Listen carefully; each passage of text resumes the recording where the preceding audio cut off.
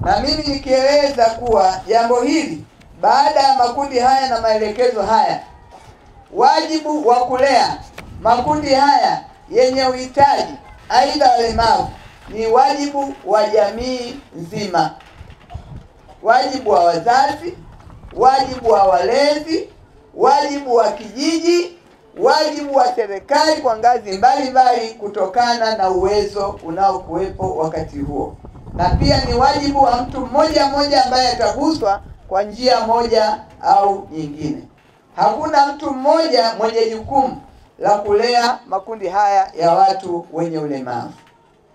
Na ndio maana wakati mwingi watu wanaofanya kazi hizi tunaona ni watu wenye huruma, watu wenye upendo, watu wenye mguso, kwa sababu hawalazimiki, lakini kwa utashi wao wanajiwajibisha kwenye kulea makundi haya.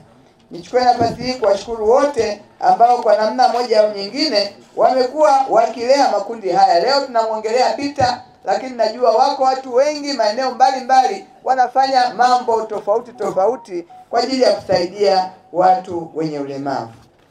Mimi leo ni kati ya watu wenye furaha ya pekee sana. Na furaha hii imetokana na historia ambayo imeelezwa hapa.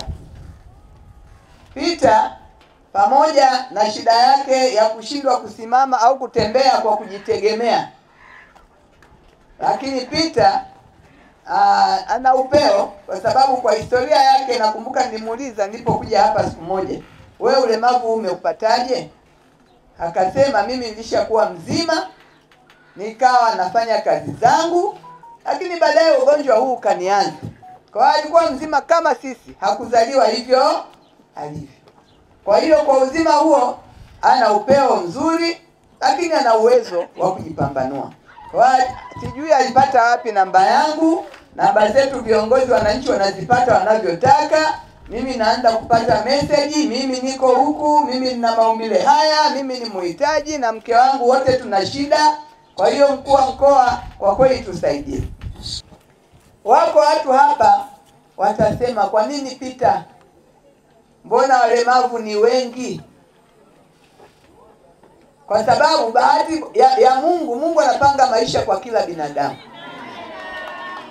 Peter leo kajengewa nyumba nzuri kuliko mimi ambaye nina viungo vyote ninayoikala. Sasa wako watu watasema kwa nini?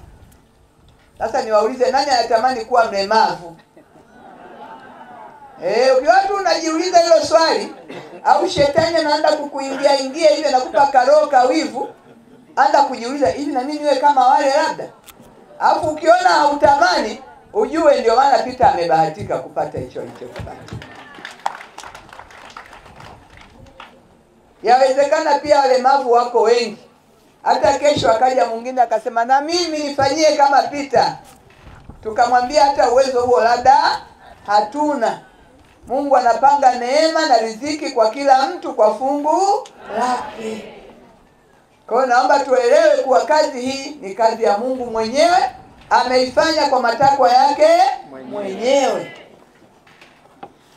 Kazi yetu sisi kama wananchi ni kuendelea kuwatunza familia hii. Tunawaona maumbo yao, si baba si mama, na Mungu naye ana maajabu. Sehemu nyingine Peter angetafuta ambaye ana viungo amshikilie, na huyu angesema nitafute na mimi mwenzangu wa kunishikilia, lakini wenyewe wakapendana jinsi walivyo. Kwa hiyo bado wanahitaji msaada wetu sana sisi hawa. Wangekuwa na uwezo wa kulima, wangelima. Wanahitaji ulinzi kutoka kwetu, wanahitaji usalama kutoka kwetu, na kijiji naomba niendelee kusema hapa. Tunao wajibu wa kuhakikisha watu hawa wanakuwa salama kwenye nyumba hii. Huo ni wajibu wetu kama majirani zao, kama wananchi wenzao.